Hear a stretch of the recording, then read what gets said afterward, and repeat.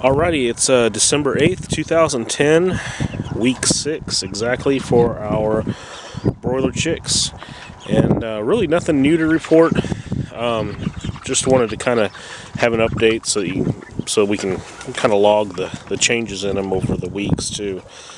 Seems like it was not too long ago. They were just little things, and man, they sure are growing fast. And had them in this movable pen. And so far this thing's worked out really well. They've made the first corner, they've been there all the way, they started back there in the back corner, and they moved all along here. And we're planning on processing these at 8 weeks, which would be December 22nd. I think I'm probably going to do them on the 18th, because that's on a Saturday or Sunday. It's over the weekend, and that'd be a lot easier for us time-wise to be able to do it. And I definitely don't want to do it the following weekend after 8 weeks, because that'll be Christmas. And then I don't want to wait too much longer after they're 8 weeks old either. So we're going to do them a little earlier. So not this weekend, but the next weekend will be it for them.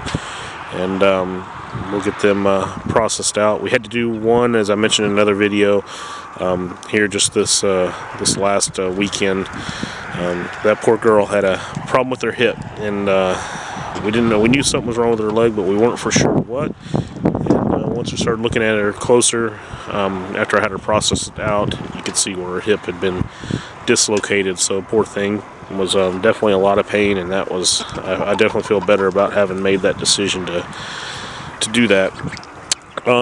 This barred rock here for some reason thinks that these are her chicks, and she stays around these all the time. She'll sit right over them at night and everything else. It's kind of funny, but she really has an attachment to these guys. But anyway, so that's pretty much it. Nothing, like I said, nothing really new. No real problems or anything. In fact, back there is the first time I've seen one of those chicks get up on that roost.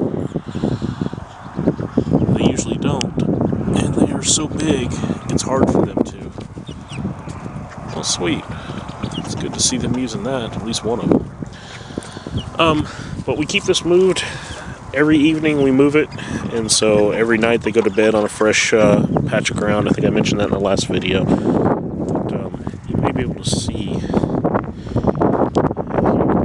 No, not really.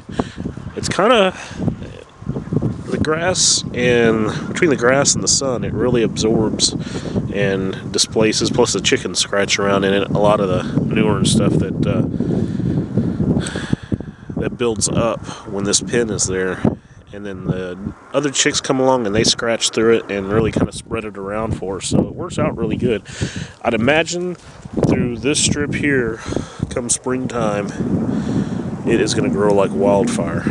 So that's it. Like I said, week 6, and I know that my chicks could be better than they are right now if we fed them. To be honest with you, this week here we just switched them over because we know we're going to process them not this weekend but the next. So we're going to go ahead and finish them off, and we're finishing them with a turkey feed. So it's got quite a bit more protein in it and should help them bulk up here the last week or so.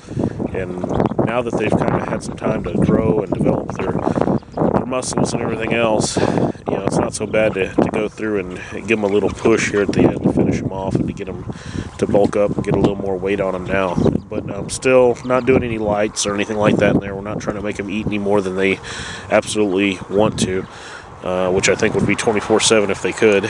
But yeah, so we're definitely finishing them off, and we'll do another update next week, and then we'll probably do a video the day we're actually processing them, as graphic as that may be, but just to give people an idea how we're doing it, and just to kind of follow the entire process through. We kind of have these going now, you know, into December, which is something I wouldn't recommend people doing too much. We're in a relatively mild environment here, and certainly through the first part of November is not a problem. Into this time frame, you're getting into where the temperatures are down in the low 30s, upper 20s at night, and that's a little too much for these guys, I think, right now. I mean, they make it through okay, but they're definitely not very comfortable.